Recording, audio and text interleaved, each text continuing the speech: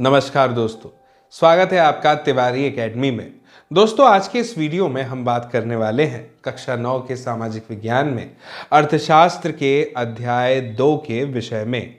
अर्थशास्त्र का अध्याय 2 जिसका शीर्षक है संसाधन के रूप में लोग। तो चलिए शुरू करते हैं इस अध्याय को और बढ़ते हैं इस वीडियो में आगे। सबसे पहले बात करते हैं अवलोकन की। इसमें हमें यह बताया गया है दोस्तों कि संसाधन के रूप में लोग, ये जो अध्याय है जो हम अभी पढ़ने वाले हैं, ये जनसंख्या की अर्थव्यवस्था पर दायित्व इससे अधिक बढ़कर के जो परिसंपत्ति है उसके रूप में ये व्याख्या करता है या व्याख्या करने का एक प्रयास है। ठीक है, इसे और अच्छे से समझिए। इस वाक्य का अर्थ ये है दोस्तों कि जब शिक्षा यानी एजुकेशन, प्रशिक्षण यानी ट्रेनिंग और जो चिकित्सा सेवा है इसमें जब निवेश करते हैं ना, जब इसमें निवेश किया जाता है तो यही जो जनसंख्या है ये मानव पूंजी में बदल जाती है। वास्तव में दोस्तों, मानव पूंजी कौशल और उनमें निहित उत्पादन के ज्ञान का एक स्टॉक है। मैं आपको कुछ उदाहरण के तौर पर बता देता हूँ कि जैसे एक शिक्षक हो गया, एक डॉक्टर हो गया, एक इंजीनियर हो गया, ये सभी अपने ज्ञान के माध्यम से जो है हमारी आवश्यकताओं और ज़रूरतों की पूर्ति करते हैं। ये मानव है, इसीलिए ये मानव पूंजी कहलाते हैं। समझिए, संसाधन के रूप में लोग इस अध्याय का शीर्षक है। तो अब आप समझ सकते हैं कि इस अध्याय का जो, ऐसा समझ लीजिए कि जो केंद्र है वो सिर्फ वो लोग हैं जो संसाधन के तौर पर जो है कार्य करते हैं देश में, और उनके इर्द गिर्द जो पूरा का पूरा दायरा है उसे हम इस अध्याय में समझने की कोशिश करेंगे। चलिए अब आगे बढ़ते हुए शुरुआत करते हैं परिचय के साथ में। इसमें हमें यह बताया है दोस्तों कि संसाधन के रूप में लोग वर्तमान उत्पादन कौशल और क्षमताओं के संदर्भ में किसी देश में या किसी देश के वो लोग जो कार्यरत हैं उनका वर्णन करने का एक तरीका है।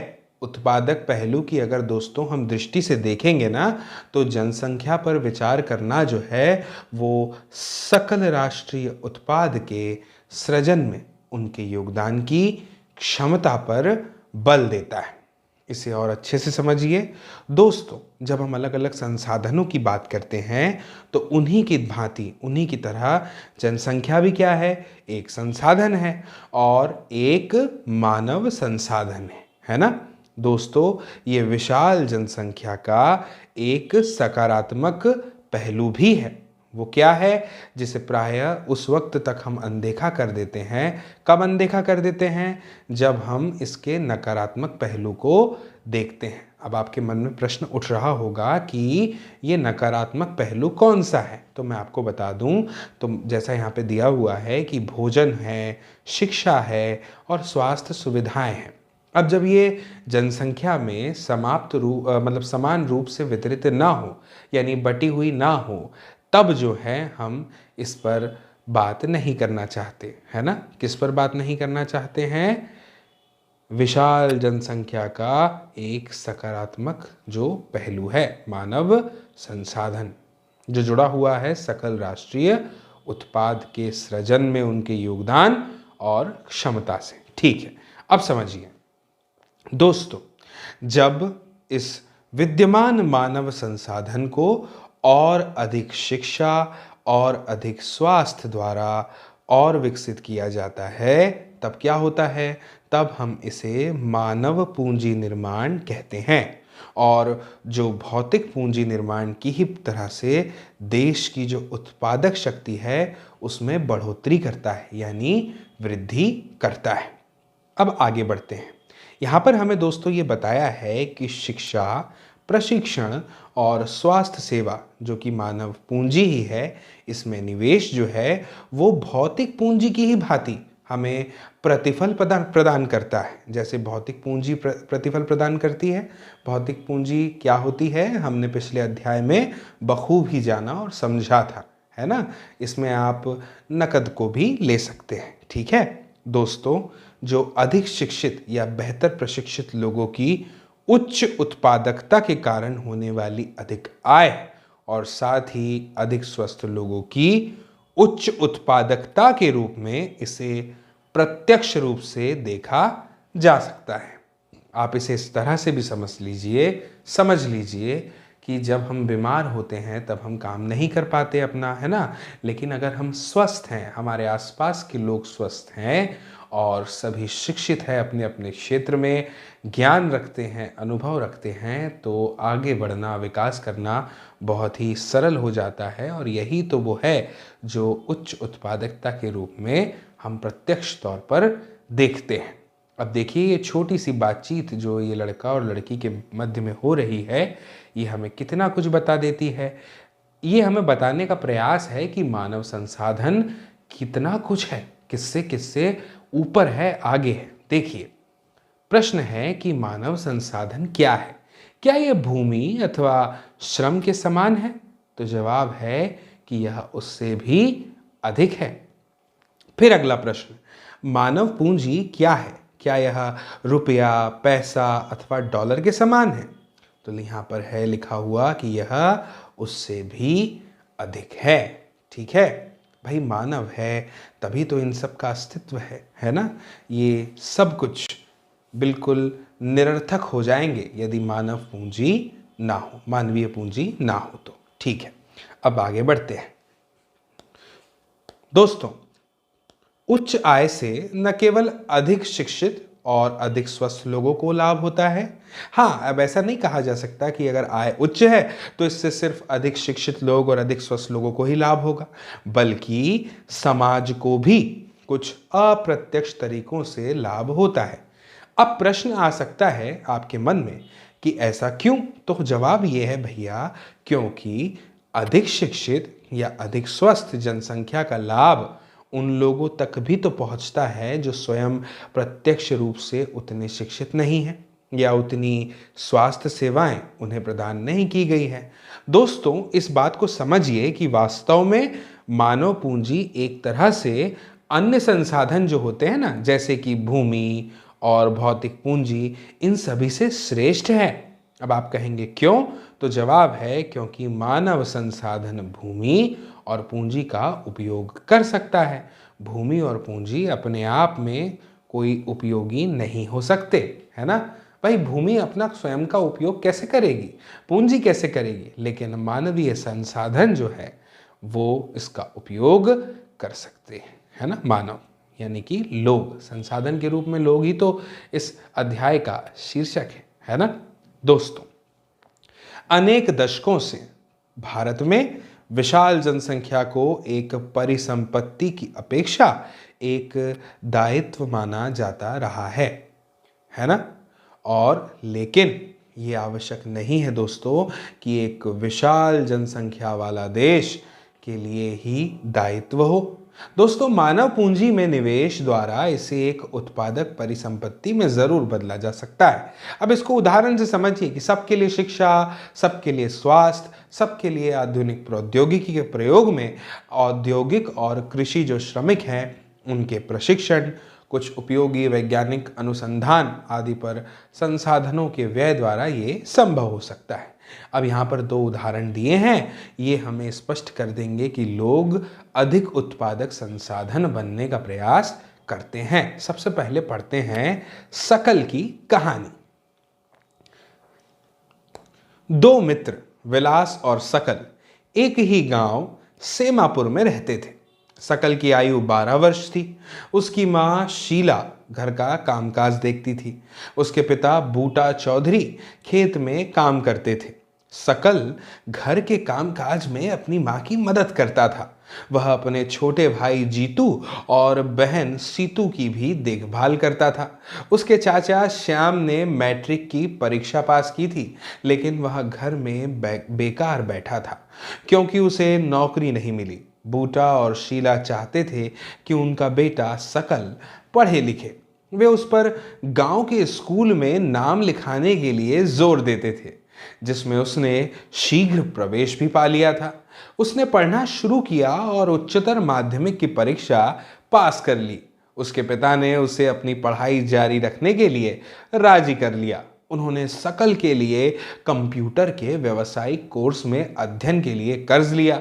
सकल प्रतिभाशाली था और आरंभ से ही पढ़ाई में उसकी रुचि भी थी। उसने बड़े लगन और उत्साह से अपना कोर्स पूरा किया। कुछ समय के पश्चात उसे एक प्राइवेट फर्म में नौकरी मिल गई। उसने एक नए प्रकार के सॉफ्टवेयर को डिजाइन भी किया। इस सॉफ्टवेयर से फर्म को अपनी बिक्री बढ़ाने में सहायता मिली। उसके बॉस ने उसकी सेवाओं से प्रसन्न होकर उसे पदोन्नति दी, यानी प्रमोशन दिया। अब सकल के बाद हम पढ़ते हैं विलास की कहानी। विलास 11 वर्ष का एक लड़का था और वह सकल के ही गांव में रहता था। विलास के पिता महेश एक मछुआरे थे। विलास जब केवल 2 वर्ष का था तो उसके पिता की मृत्यु हो गई थी। उसकी मां गीता ने मछलियां बेचकर अपने परिवार को पाला और पोसा। वह जमींदार के तालाब से मछलियां खरीदती और निकट की मंडी में बेचती थी। वह मछलियां बेचकर एक दिन में केवल 150 रुपए कमा पाती थी। विलास गठिया का रोगी बन गया। उसकी मां के पास इतने पैसे नहीं थे कि वह उसे किसी डॉक्टर को दिखा पाती। वह स्कूल भी नहीं जा सका। उसकी पढ़ने में रुचि भी नहीं थी। वह खाना पकाने में अपनी मां की मदद करता तथा अपने छोटे भाई मोहन की भी देखभाल करता। कुछ समय पश्चात उसकी मां बीमार पड़ गई तथा उनकी देखभाल करने वाला कोई नहीं था। परिवार में उनकी सहायता करने वाला भी कोई नहीं था। विलास भी उसी गांव में मछलियां बेचने के लिए बाध्य हुआ। अपनी मां की तरह वह भी कम ही कमा पाता था। दोस्तों, इन दोनों व्यक्तियों के अध्ययन से हमने ये देखा कि सकल स्कूल जाता था जबकि विलास स्कूल नहीं गया। सकल शारीरिक रूप से हष्टपुष्ट और स्वस्थ था।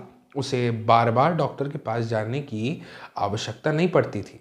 विलास गठिया का रोगी था। उसके यहाँ डॉक्टर के पास जाने के साधन नहीं थे। सकल ने कंप्यूटर में डिग्री प्राप्त की थी। सकल को एक प्राइवेट फर्म में नौकरी मिल गई। विलास वही काम करता रहा जो उसकी माँ करती थी। अपनी माँ की ही तरह परिवार को पालने पोसने के लिए उसकी आय बहुत कम थी। सकल के मामले में कई वर्षों की शिक्षा ने उसके श्रम की गुणवत्ता बढ़ाई। इससे उसकी कुल उत्पादकता में क्या हुई दोस्तों? वृद्धि। और कुल उत्पादकता देश की समृद्धि में भी तो योगदान देती है और इसके बदले में व्यक्ति को वेतन के रूप में या फिर उसके पसंद के किसी दूसरे रूप में प्रतिफल जरूर मिलता है। दोस्तों, विलास को उसके जीवन के आरंभिक भाग में कोई शिक्षा या स्वास्थ्य सेवा नहीं मिल सकी। वह अपनी माँ की भांति ही मछलियाँ बेचकर अपना जीवन यापन करता, इसीलिए वह अपनी माँ की ही तरह अकुशल श्रमिक का वेतन पाता था। मुझे उम्मीद है आप दोनों कहानियां और उसका अर्थ समझ रहे हैं। दोस्तों, मानव संसाधन में शिक्षा और चिकित्सा के द्वारा निवेश करने से होगा ये कि भविष्य में उच्च प्रतिफल जो हैं वो प्राप्त हो सकते हैं। लोगों में ये निवेश भूमि और पूंजी में निवेश की ही तरह तो है। दोस्तों, एक बच्चा भी जिसकी शिक्षा और स्वास्थ्य पर निवेश किया गया है, भविष्य में उच्च आय और समाज को वृहद योगदान के रूप में अधिक प्रतिफल दे सकता है। यह देखा जाता है कि शिक्षित माँ बाप अपने बच्चों की शिक्षा पर अधिक निवेश करते हैं। अब ऐसा क्यों होता है? ऐसा इसलिए है क्योंकि उन्होंने स्वयं भी शिक्षा के महत्व को अनुभव किया होता है। वे उचित पोषण और स्वच्छता के प्रति भी सचेत होते हैं। दोस्तों, इसी प्रकार वे अपने बच्चों की स्कूली शिक्षा और अच्छे स्वास्थ्य की आवश्यकताओं का भी ध्यान रखते हैं और इसी तरह इस मामले में एक अच्छा चक्र बन जाता है। और वहीं इसके विपरीत स्वयं भी अशिक्षित और अस्वच्छता तथा सुविधा वंचित स्थिति में रहने वाले माँ बाप एक दुष्चक्र को सृजित कर लेते हैं और अपने बच्चों को अपनी ही तरह सुविधाओं से वंचित स्थिति में रखते हैं। दोस्तों, जापान जैसे देशों ने मानव संसाधन पर ही निवेश किया है और उनके पास कोई प्राकृतिक संसाधन नहीं था। यह विकसित धनी देश है। वे अपने देश के लिए आवश्यक यानी जो ज़रूरी है प्राकृतिक संसाधनों का आयात करते हैं। और वे कैसे धनी और विकसित बने, ये प्रश्न हमारे मन में उठ सकता है। आइए इसका उत्तर जानते हैं। दोस्तों, उन्होंने लोगों में विशेष रूप से शिक्षा और स्वास्थ्य के क्षेत्र में निवेश किया। उन लोगों ने भूमि और पूंजी जैसे अन्य संसाधनों का कुशल उपयोग किया। इन लोगों ने जो कुशलता और प्रौद्योगिकी विकसित की, उसी से ये देश धनी भी बना और विकसित भी बना। ठीक है, चलिए अब हम जो हैं आगे बढ़ते हैं। पुरुषों और महिलाओं के आर्थिक क्रियाकलाप। दोस्तों, विलास और सकल की तरह लोग अलग अलग क्रियाकलापों में जुड़े हुए हैं, संलग्न है ना, विभिन्न क्रियाकलापों में। अब हमने क्या देखा कि विलास मछलियां बेचता था और सकल को एक फर्म में नौकरी मिल गई थी। दोस्तों, ये विभिन्न क्रियाकलापों को 3 प्रमुख क्षेत्रकों, वो कौन कौन से हैं, प्राथमिक, द्वितीयक और तृतीयक, इनमें वर्गीकृत किया गया है, यानी बांट दिया गया है। अब प्राथमिक क्षेत्रक के अंतर्गत क्या आता है, तो प्राथमिक क्षेत्रक के अंतर्गत आता है दोस्तों कृषि, वानिकी, पशुपालन, मत्स्य पालन, मुर्गी पालन और खनन और उत्खनन आदि। अब द्वितीय क्षेत्र में क्या आता है, विनिर्माण, और तृतीय क्षेत्र में आता है, तृतीय क्षेत्र में व्यापार, परिवहन, संचार, बैंकिंग, बीमा, शिक्षा, स्वास्थ्य, पर्यटन सेवाएं आदि, ये सभी शामिल किए गए हैं। दोस्तों, इस क्षेत्र में क्रियाकलाप के फलस्वरूप वस्तुओं और सेवाओं का क्या होता है, उत्पादन होता है, और ये क्रियाकलाप राष्ट्रीय आय में मूल्य वर्धन करते हैं, यानी बढ़ाते हैं, यहाँ के मूल्य को वृद्धि करते हैं। दोस्तों, ये क्रियाएं आर्थिक क्रियाएं कहलाती हैं। समझ में आया आपको? जो हमारे राष्ट्रीय आय में मूल्य वर्धन करती हैं वो सभी क्रियाएं क्या कहलाती हैं, आर्थिक क्रियाएं कहलाती हैं। अब आर्थिक क्रियाओं को भी उनके भी 2 भाग हैं। कौन कौन से? एक में आ जाती हैं बाजार क्रियाएं और एक में आ जाती हैं गैर बाजार क्रियाएं। अब इन दोनों में क्या फर्क है, इसे समझते हैं। दोस्तों, जो बाजार क्रियाएं हैं उनमें वेतन और लाभ के उद्देश्य से जितनी भी क्रियाएं की जाती है उनके लिए पारिश्रमिक का भुगतान किया जाता है। इनमें सरकारी सेवा के साथ साथ वस्तुओं और सेवाओं का उत्पादन आदि शामिल होता है। और गैर बाजार क्रियाओं में क्या अर्थ है इसका, कि स्व उपभोग के लिए उत्पादन किया जाता है, यानी स्वयं उपभोग के लिए। दोस्तों, इनमें प्राथमिक उत्पादों का उपभोग और प्रसंस्करण तथा अचल संपत्तियों का स्वलेखा उत्पादन आता है। चलिए अब आगे बढ़ते हैं। दोस्तों, ऐतिहासिक और सांस्कृतिक कारणों से परिवार में महिलाओं और पुरुषों के मध्य श्रम का विभाजन होता है ना, यानी बंटवारा। आमतौर पर हम क्या देखते हैं कि जो महिलाएं हैं वो घर के कामकाज देखती हैं और जो पुरुष हैं वो खेतों में काम करते हैं। दोस्तों, सकल की माँ शीला खाना पकाती है, बर्तन साफ करती है, कपड़े धोती है, घर की सफाई करती है और अपने बच्चों की देखभाल करती है। सकल के पिताजी बूटा खेतों में काम करते हैं, उपज को बाजार में बेचते हैं और परिवार के लिए धन कमाते हैं। शीला परिवार के पालन पोषण के लिए जो सेवाएं प्रदान करती है उसके लिए उसे कोई भुगतान नहीं किया जाता। बूटा धन कमाता है जिसे वह परिवार के पालन पोषण पर खर्च कर देता है। परिवार के लिए दी गई सेवाओं के बदले महिलाओं को भुगतान नहीं किया जाता, उनकी सेवाओं को राष्ट्रीय आय में नहीं जोड़ा जाता। दोस्तों, विलास की माँ गीता मछली बेचकर आय कमाती थी। इस तरह महिलाओं को उनकी सेवाओं के लिए तब भुगतान किया जाता है जब वे श्रम बाजार में प्रवेश करती हैं, है ना। दोस्तों, उनके पुरुष सहयोगी की ही तरह उनकी भी जो आय है वो उनकी शिक्षा और कौशल के आधार पर ही निर्धारित की जाती है। ये तो हम सभी जानते हैं।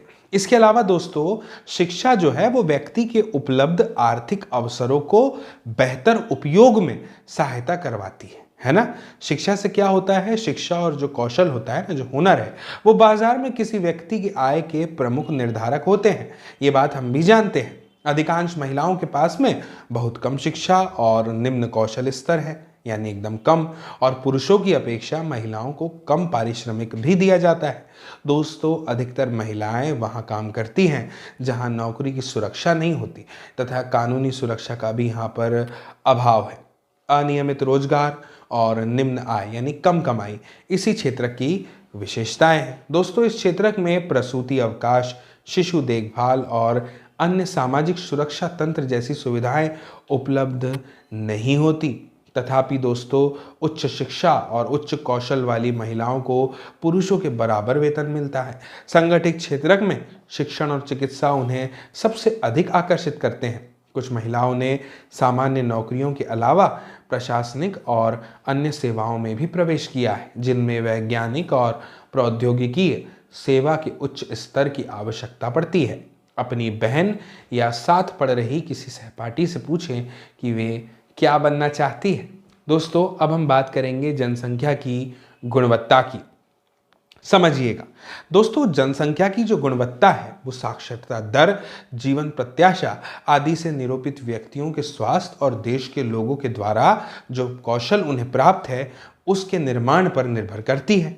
अब जनसंख्या की गुणवत्ता अंततः देश की जो समृद्धि दर है वो भी निर्धारित करती है, और साक्षर और स्वस्थ जनसंख्या परिसंपत्तियां होती हैं। अगर बात करें शिक्षा की, तो अपने जीवन के आरंभिक वर्षों की सकल की शिक्षा ही है जिसने बाद के वर्षों में उसे अच्छी नौकरी और अच्छे वेतन के रूप में फल दिया, है ना।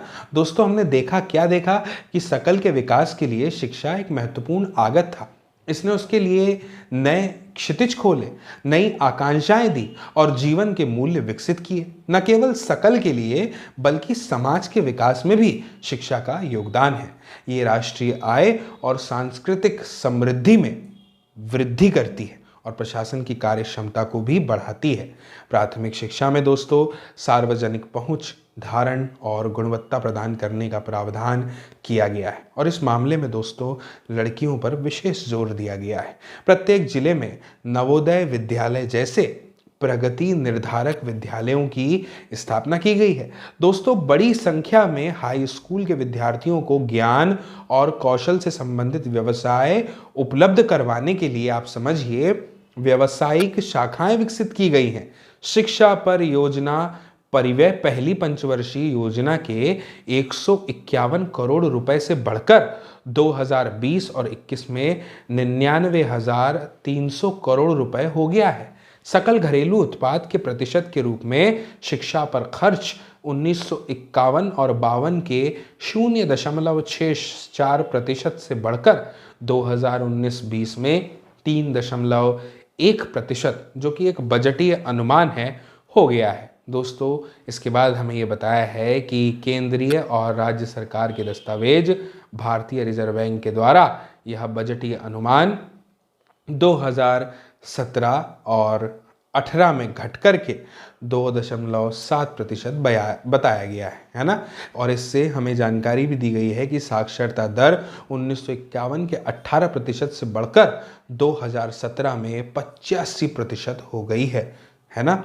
दोस्तों, साक्षरता जो है वो प्रत्येक नागरिक का न केवल अधिकार है बल्कि ये नागरिकों के द्वारा अपने कर्तव्यों का ठीक प्रकार से पालन करने का और अपने अधिकारों को ठीक प्रकार से लाभ उठाने के लिए भी जरूरी है, अनिवार्य है। इसके बाद हमें यहाँ पर यह बताया गया है दोस्तों कि जनसंख्या के जो अलग अलग भाग है ना उसके बीच में व्यापक अंतर भी पाया जाता है। कैसे? जैसे महिलाओं की अपेक्षा पुरुषों में दोस्तों साक्षरता दर जो है वो 14.4% अधिक बताई गई है ना। और जो ग्रामीण क्षेत्र की अपेक्षा नगरीय क्षेत्रों में साक्षरता दर की अगर बात करें तो 14.2% यहां पर भी अधिक मिल जाती है। दोस्तों, वर्ष 2011 केरल के कुछ जिलों में साक्षरता दर जो है वो 96.2% है, जबकि बिहार में कितनी है? 70.9%। और अगर वर्ष 2015-16 की बात करें तो प्राथमिक स्कूल प्रणाली जो है वो भारत के 8.41 लाख से भी अधिक गांव में फैली हुई है। अब दुर्भाग्यवश दोस्तों स्कूल शिक्षा के इस विस्तार को शिक्षा के निम्न स्तर और पढ़ाई के बीच में छोड़ने की उच्च दर ने क्या कर दिया है? कमजोर कर दिया है। हमें यहाँ पर यह बताया गया है दोस्तों कि 6 से लेकर के 14 साल तक के वर्ष तक की आयु वर्ग के सभी स्कूली बच्चों को 2010 तक के प्राथमिक शिक्षा प्रदान करने की दिशा में जो है सर्व शिक्षा अभियान एक महत्वपूर्ण कदम है जो उठाया गया है। दोस्तों, राज्यों और स्थानीय सरकारों ने और प्राथमिक शिक्षा सार्वभौमिक लक्ष्य को प्राप्त करने के लिए समुदाय की सहभागिता के साथ क्या किया? केंद्रीय सरकार की ये एक समयबद्ध पहल है, इसके साथ जुड़े हैं सभी लोग। दोस्तों, इसके साथ ही प्राथमिक शिक्षा में नामांकन बढ़ाने के लिए सेतु पाठ्यक्रम और स्कूल लौटो शिविर प्रारंभ किए गए हैं, है ना। दोस्तों, कक्षा में बच्चों की उपस्थिति यानी अटेंडेंस को बढ़ावा देने के लिए, बच्चों के धारण और उनकी पोषण स्थिति में सुधार के लिए दोपहर के भोजन की योजना कार्यान्वित की जा रही है। इन नीतियों से दोस्तों भारत में शिक्षित लोगों की संख्या में वृद्धि हुई है, बढ़ोतरी हुई है ना, हो सकती भी है। दोस्तों, 12वीं योजना में उच्च शिक्षा में 18 से 23 वर्ष आयु के वर्ग के नामांकन में 26.3% तक की वृद्धि 2018 में रही। दोस्तों, ये विश्व औसतन 26% से मिलती जुलती है। ये रणनीति पहुंच में वृद्धि, गुणवत्ता, राज्यों के लिए विशेष पाठ्यक्रम में परिवर्तन को स्वीकार करना, व्यवसायीकरण तथा सूचना प्रौद्योगिकी के उपयोग का जाल बिछाने पर केंद्रित है। दोस्तों, प्रयास दूरस्थ शिक्षा, औपचारिक, अनौपचारिक, दूरस्थ तथा संचारिक प्रौद्योगिकी शिक्षा देने वाले शिक्षण संस्थानों के अभिसरण पर भी तो केंद्रित है। पिछले 60 वर्षों में विशेष क्षेत्रों में उच्च शिक्षा देने वाले शिक्षण संस्थानों तथा विश्वविद्यालयों की संख्या में महत्वपूर्ण वृद्धि हम देख सकते हैं, हुई है। दोस्तों, 1951 से 2018 और 19 के बीच में कॉलेजों और विश्वविद्यालयों की जो संख्या है इसमें वृद्धि हुई है। छात्रों के नामांकन तथा अध्यापकों की भर्ती सारणी 2.1 में हम देख सकते हैं। देखिए, 1950 और 51 में अगर हम बात करें तो शिक्षक, यूनिवर्सिटी और कॉलेजों की संख्या 24,000 दी गई है और विद्यार्थी 2,63,000 हैं और विश्वविद्यालयों की संख्या 30 है और महाविद्यालयों की संख्या 750 है। वहीं पे अगर आप 2014-15 की बात करेंगे तो आप देखेंगे कि यहाँ पे शिक्षक, यूनिवर्सिटी और कॉलेज जो हैं कुल कितने हैं, 9,25,396।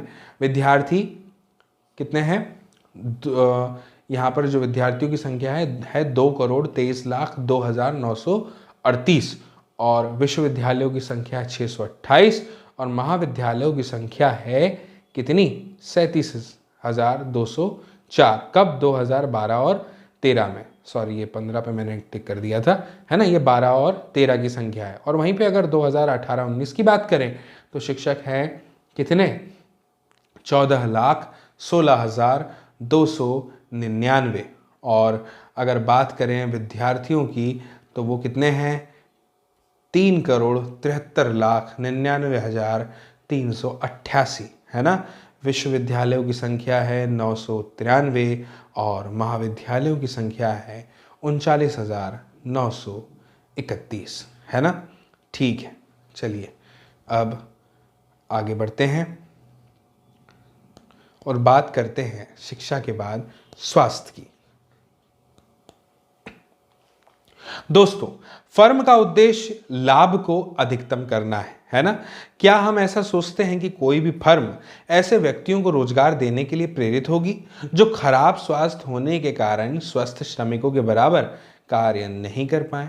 तो उत्तर है नहीं। दोस्तों, किसी व्यक्ति का स्वास्थ्य उसे अपनी क्षमता को प्राप्त करने और बीमारियों से लड़ने की ताकत देता है। ऐसा कोई भी अस्वस्थ स्त्री पुरुष संगठन के समग्र विकास में अपने योगदान जो है उसको अधिकतम करने में सक्षम नहीं होगा, है ना।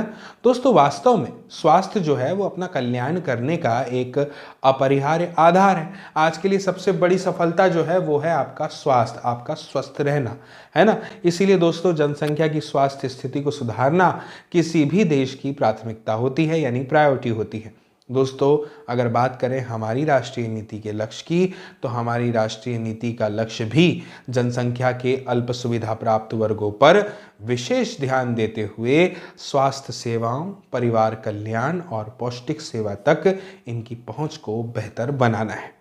दोस्तों, पिछले 5 दशकों में भारत ने सरकारी और निजी क्षेत्रों में प्राथमिक, द्वितीयक तथा तृतीयक सेवाओं के लिए अपेक्षित एक विस्तृत स्वास्थ्य आधारित संरचना और जनशक्ति का निर्माण किया है। ये जानकारी पढ़ते हैं जो दी है। दोस्तों, इन उपायों को अपनाने से जीवन प्रत्याशा बढ़कर वर्ष 2014 में 68.3 वर्ष अधिक हो गई है।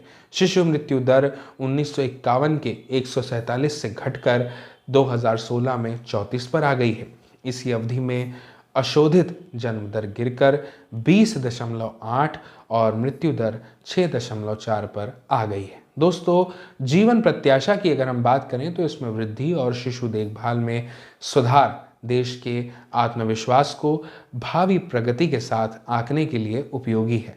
आयु में वृद्धि आत्मविश्वास के साथ जीवन की उत्तम गुणवत्ता का सूचक है। शिशुओं की संक्रमण से रक्षा तथा माताओं के साथ बच्चों की देखभाल और पोषण सुनिश्चित करने में शिशु मृत्यु दर जो है वो घटती है ना। ये एक तालिका दी हुई है संबंधित वर्षों की स्वास्थ्य आधारित संरचना है। ठीक है, चलिए आगे बढ़ते हैं और अब जो है वो बात करते हैं बेरोजगारी की, है ना। दोस्तों, सकल की मां शीला अपने घरेलू कामकाज और बच्चों की देखभाल तथा खेती के काम में अपने पति, कौन है उनके पति, बूटा चौधरी, उनकी मदद करती हैं। और सकल का भाई है कौन, जीतू, और बहन है कौन, सीतू। तो वो अपना समय खेलने और घूमने फिरने में गुजारते थे। दोस्तों, शीला या जीतू या सीतू को क्या आप बेरोजगार कहेंगे? और अगर नहीं कहेंगे तो कारण क्या है? दोस्तों, बेरोजगारी उस समय विद्यमान कही जाती है जब प्रचलित मजदूरी की दर पर काम करने के लिए जो इच्छुक लोग हैं वो रोजगार नहीं पा सकते। शीला की रुचि अपने घर के बाहर काम करने में नहीं है। जीतू और सीतू बहुत छोटे हैं और उनकी गिनती जो है वो श्रम शक्ति की जनसंख्या में नहीं हो सकती, और ना ही जीतू और सीतू और शीला को बेरोजगार कहा जा सकता है। दोस्तों, इस बात को समझिए, श्रम बल जनसंख्या में वे लोग शामिल किए जाते हैं जिनकी उम्र सबसे पहले 15 से 59 वर्ष के बीच है, यानी 15 to 59। दोस्तों, सकल के भाई और बहन इस आयु वर्ग में तो नहीं आते और इसलिए उन्हें बेरोजगार नहीं कहा जा सकता। सकल की मां शीला परिवार के लिए काम करती है और अपने घर से बाहर जाकर पारिश्रमिक के लिए काम करने की इच्छुक वो बिल्कुल भी नहीं है, उसे भी बेरोजगार नहीं कहा जा सकता। सकल के दादा दादी और नाना नानी, जिनका यद्यपि इस कहानी में कोई वर्णन नहीं है, उन्हें भी बेरोजगार नहीं कहा जा सकता। अगर बात करें दोस्तों भारत की, तो भारत के संदर्भ में ग्रामीण और नगरीय क्षेत्रों में बेरोजगारी है, तथापि ग्रामीण और नगरीय क्षेत्रों में बेरोजगारी की प्रकृति में अंतर है। दोस्तों, ग्रामीण क्षेत्रों में मौसमी और प्रच्छन्न बेरोजगारी है, नगरीय क्षेत्रों में अधिकांशतः शिक्षित बेरोजगारी है। दोस्तों, मौसमी बेरोजगारी कब होती है? तब होती है जब लोग वर्ष के कुछ महीनों में रोजगार प्राप्त नहीं कर पाते। कृषि पर आश्रित लोग आमतौर पर इस तरह की समस्या से जूझते हैं। वर्ष में कुछ व्यस्त मौसम होते हैं जब बुआई, कटाई, निराई और गहाई होती है। दोस्तों, कुछ विशेष महीनों में कृषि पर आश्रित लोगों को अधिक काम नहीं मिल पाता। बात करते हैं आगे। दोस्तों, प्रच्छन्न बेरोजगारी के अंतर्गत लोग नियोजित प्रतीत होते हैं। उनके पास होता है भूखंड जहां उन्हें काम मिलता है, और ऐसा प्रायः कृषिगत काम में लगे परिजनों में होता है। किसी काम के 5 लोगों की आवश्यकता होती है ना, किसी भी काम में, लेकिन उसमें 8 लोग होते हैं। इनमें दोस्तों 3 लोग अतिरिक्त हैं, आप ऐसा कह सकते हैं, और ये तीनों इसी खेत पर काम करते हैं जिस पर सिर्फ 5 लोग काम करते हैं। दोस्तों, इन तीनों द्वारा किया गया अंशदान 5 लोगों द्वारा किए गए योगदान में कोई भी बढ़ोतरी नहीं करता है, और अगर 3 लोगों को हटा भी दिया गया ना, तो खेत की जो उत्पादकता है भैया, उसमें कोई कमी नहीं आएगी, और खेत में 5 लोगों के काम की आवश्यकता है और 3 अतिरिक्त लोग हैं जो प्रच्छन्न रूप से बेरोजगार ही हैं। दोस्तों, शहर के क्षेत्र के मामले में शिक्षित बेरोजगारी जो है वो एक सामान्य परिघटना बन गई है। कैसे, समझिए। दोस्तों, मैट्रिक, स्नातक और स्नातकोत्तर डिग्रीधारी अनेक युवक जो हैं वो रोजगार पाने में हैं असमर्थ। एक अध्ययन में दोस्तों ये बात सामने आई है कि मैट्रिक की तुलना में ग्रेजुएट और पोस्ट ग्रेजुएट यानी स्नातक और स्नातकोत्तर जो युवा वर्ग है उनमें बेरोजगारी जो है वो अधिक तेजी से बढ़ गई है। एक विरोधाभासी जनशक्ति स्थिति दोस्तों जो है वो सामने आई है ना, कि कुछ विशेष श्रेणियों में जनशक्ति का जो आधिक्य है उसके साथ ही कुछ अन्य श्रेणियों में जनशक्ति की कमी विद्यमान है।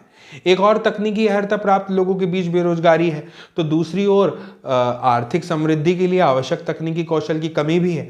दोस्तों, बेरोजगारी से जनशक्ति साधन की बर्बादी होती है। युवकों में निराशा और हताशा की भावना होती है। लोगों के पास अपने परिवार का भरण पोषण करने के लिए पर्याप्त मुद्रा नहीं होती है ना, धन नहीं होता। दोस्तों, शिक्षित लोगों के साथ जो कार्य करने के इच्छुक हैं और सार्थक रोजगार प्राप्त करने में समर्थ नहीं है, ये एक बड़ा सामाजिक अपव्यय भी है। दोस्तों, बेरोजगारी से आर्थिक बोझ में वृद्धि होती है। कार्यरत जनसंख्या पर बेरोजगारों की निर्भरता बढ़ती है और किसी व्यक्ति और साथ ही साथ समाज के जीवन की गुणवत्ता पर भी बुरा प्रभाव पड़ता है। जब किसी परिवार को मात्र जीवन निर्वाह स्तर पर रहना पड़ता है तो उसके स्वास्थ्य स्तर में एक आम गिरावट आती है और स्कूल प्रणाली से अलगाव में वृद्धि होती है। इसीलिए दोस्तों, किसी अर्थव्यवस्था के समग्र विकास पर बेरोजगारी का अहितकर प्रभाव पड़ता है। मुझे उम्मीद है आप बात को बेहतर तरीके से समझ पा रहे हैं, है ना। दोस्तों, बेरोजगारी में वृद्धि जो है मंदीग्रस्त अर्थव्यवस्था का ही तो एक सूचक है और दोस्तों, ये जो है संसाधनों की बर्बादी भी करता है, जिन्हें उपयोगी ढंग से अगर नियोजित भी किया जा सकता है बात करें तो। लेकिन दोस्तों, अगर लोगों को संसाधन के रूप में प्रयोग नहीं किया जा सका तो क्या होगा? वे स्वाभाविक रूप से अर्थव्यवस्था के लिए दायित्व बन जाएंगे। दोस्तों, सांख्यिकीय रूप से भारत में बेरोजगारी की दर जो है वो निम्न है। बड़ी संख्या में निम्न आय और निम्न उत्पादकता वाले लोगों की गिनती नियोजित लोगों में ही की जाती है। वे पूरे वर्ष काम करते हुए प्रतीत होते हैं, यानी दिखाई देते हैं, लेकिन उनकी क्षमता और आय के हिसाब से ये उनके लिए पर्याप्त बिल्कुल भी नहीं है। वे काम तो कर रहे हैं पर ऐसा प्रतीत होता है कि ये काम उन पर थोपे हुए हैं, इसलिए शायद वे अपनी पसंद का कोई अन्य काम करना पसंद कर सकते हैं। दोस्तों, गरीब लोग बेकार नहीं बैठ सकते, वे किसी भी काम से जुड़ जाना चाहते हैं, चाहे उससे कितनी भी कमाई हो। अपनी इस कमाई से वे जो है किसी तरह जीवन निर्वाह कर पाते हैं। मुझे उम्मीद है आपको ये बात समझ में आ रही है। इसके अलावा दोस्तों, प्राथमिक क्षेत्र में अगर हम बात करें तो स्वरोजगार जो है एक विशेषता है। यद्यपि दोस्तों सभी लोगों की आवश्यकता नहीं होती, फिर भी पूरा परिवार खेतों में काम करता है। इसी तरह कृषि क्षेत्र में प्रच्छन्न बेरोजगारी होती है, जिसकी अभी हमने बात की है ना, कि भाई आवश्यकता तो 5 की ही है, लेकिन 8 लोग काम कर रहे हैं और उनके बचे हुए 3 जो काम कर रहे हैं अतिरिक्त लोग, उनके काम करने से उत्पादकता नहीं बढ़ रही। 5 में भी उतनी ही होती थी जितनी 8 में हो रही है दोस्तों। लेकिन जो भी उत्पादन होता है उसमें पूरे परिवार की हिस्सेदारी होती है। खेत के काम में साझेदारी और उत्पादित फसल में हिस्सेदारी की धारणा ग्रामीण क्षेत्रों में बेरोजगारी की कठिनाइयों में कमी लाती है, लेकिन इससे परिवार की गरीबी कम नहीं होती और प्रत्येक परिवार में अधिशेष श्रमिक रोजगार की तलाश में गांवों से शहरों की ओर प्रवास करते हैं। अब दोस्तों आइए उपरोक्त तीनों क्षेत्रकों में रोजगार के परिदृश्य की चर्चा करते हैं। कृषि का सबसे अधिक अवशोषण करने वाला अर्थव्यवस्था का क्षेत्र कृषि ही है। पिछले वर्षों में दोस्तों पूर्व चर्चित प्रच्छन्न बेरोजगारी के कारण कृषि पर जनसंख्या की निर्भरता में कुछ कमी आई है। दोस्तों, कृषि अधिशेष श्रम का कुछ भाग द्वितीयक और तृतीयक क्षेत्रक में चला गया है ना, और द्वितीय क्षेत्रक में छोटे पैमाने पर होने वाले विनिर्माण में श्रम का सबसे अधिक अभिशोषण है, ये हम जानते हैं। और तृतीय क्षेत्र की अगर बात करें तो इसमें दोस्तों जैव प्रौद्योगिकी, सूचना प्रौद्योगिकी आदि सरीखी विभिन्न नई सेवाएं सामने आ रही हैं। ठीक है ना दोस्तों, अब ये जानने के लिए कहानी पढ़ते हैं कि कैसे लोग अपने गांव की अर्थव्यवस्था के लिए परिसंपत्ति बन जाते हैं। एक गांव की कहानी। दोस्तों, एक गांव था जिसमें अनेक परिवार रहते थे। प्रत्येक परिवार इतना उपजा लेता था कि उससे उसके सदस्य खा पी सके। परिवार के सदस्य अपने कपड़े बुनते, अपने बच्चों को पढ़ाते और इस तरह प्रत्येक परिवार अपनी आवश्यकताएं स्वयं पूरी कर लेता था। इनमें से एक परिवार ने अपने एक बेटे को कृषि महाविद्यालय में भेजने का फैसला कर लिया। लड़के को निकट के ये कृषि महाविद्यालय में प्रवेश भी मिल गया। कुछ समय के बाद वह कृषि इंजीनियरिंग की योग्यता प्राप्त करके गांव वापस लौट आया। वह इतना सृजनात्मक यानी क्रिएटिव निकला कि उसने एक उन्नत किस्म के हल का नमूना तैयार किया, जिससे गेहूं की उपज में वृद्धि हो गई और इस तरह गांव में एग्रो इंजीनियरिंग का एक नया काम सृजित हुआ और वही उसकी पूर्ति हुई। दोस्तों, गांव के उस परिवार ने अपनी अधिशेष फसल निकट के गांव में बेच दी। उन्हें इससे अच्छा लाभ हुआ, जिसे उन्होंने आपस में बांट लिया। दोस्तों, इस सफलता से प्रेरित होकर कुछ समय के बाद गांव के सभी परिवारों ने एक बैठक करी और अपने बच्चों के लिए भी बेहतर भविष्य वो चाह रहे थे। उन्होंने पंचायत से गांव में एक स्कूल खोलने का अनुरोध किया। उन्होंने पंचायत को विश्वास दिलाया कि वे सभी अपने बच्चों को स्कूल में भेजेंगे। पंचायत ने भी सरकार की मदद से एक स्कूल खोल दिया। निकट के कस्बे से एक शिक्षक की नियुक्ति की गई। इस गांव के सभी बच्चे स्कूल जाने लगे। कुछ समय के बाद गांव के एक परिवार ने अपनी एक लड़की को सिलाई का प्रशिक्षण दिलाया। वह अब गांव के सभी लोगों के लिए कपड़े सीने लगी, क्योंकि अब सभी लोग अच्छे ढंग से सिले कपड़े पहनना चाहते थे। इस तरह दर्जी का एक नया काम सृजित हुआ। दोस्तों, इसका एक और सकारात्मक प्रभाव ये भी हुआ कि किसानों को कपड़े खरीदने के लिए दूर जाने में लगने वाला समय अब बचने लगा, है ना। दोस्तों, किसान खेतों में अधिक समय जो है लगाने लगे थे, इसलिए उपज बढ़ गई और यह समृद्धि का एक प्रारंभ था। किसानों के पास उपभोग से अधिक वस्तुएं थी। अब वे अपने उत्पादन उन लोगों को बेच सकते थे जो उनके गांव के बाजार में आते थे, और समय के साथ वह गांव, जहां प्रारंभ से किसी नए काम का औपचारिक रूप से कोई अवसर नहीं था, शिक्षक, समझिए, दर्जी, एग्रो इंजीनियर और अन्य तरह के लोगों से परिपूर्ण हो गया। ये एक साधारण गांव की कहानी थी।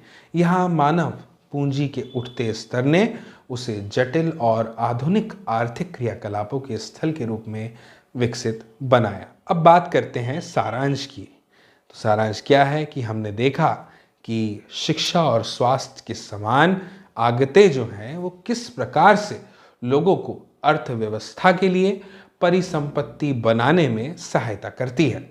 और इस अध्याय में दोस्तों अर्थव्यवस्था के 3 क्षेत्रक और उनमें होने वाली आर्थिक क्रियाओं के विषय में हमने चर्चा करी। हमने बेरोजगारी से जुड़ी कुछ समस्याओं के बारे में भी जाना और अंततः अध्याय एक गांव की कहानी के साथ समाप्त होता है, जिसमें पहले कोई रोजगार नहीं था, पर बाद में वहां रोजगार के अनेक अवसर उत्पन्न हो गए। दोस्तों, मुझे उम्मीद है कि आपको यह अध्याय संपूर्ण रूप से समझ में आया होगा। पूरी तरह से आपने यह वीडियो को देखा होगा। और दोस्तों, अगर आपको यह अध्याय समझ में आया हो, ये वीडियो पसंद आया हो, इसने ज़रा से भी आपके ज्ञान में वृद्धि की हो, तो ऐसी आपसे अपेक्षा है कि आप इस वीडियो की लिंक को ज़रूर शेयर करेंगे, साझा करेंगे अपने दोस्तों, मित्रों, सहपाठियों, परिजनों के साथ में। अपनी राय कमेंट बॉक्स में कमेंट करके ज़रूर बताइएगा। जल्दी मुलाकात होगी अगले अध्याय के साथ, अगले वीडियो में। दोस्तों, तब तक के लिए नमस्कार।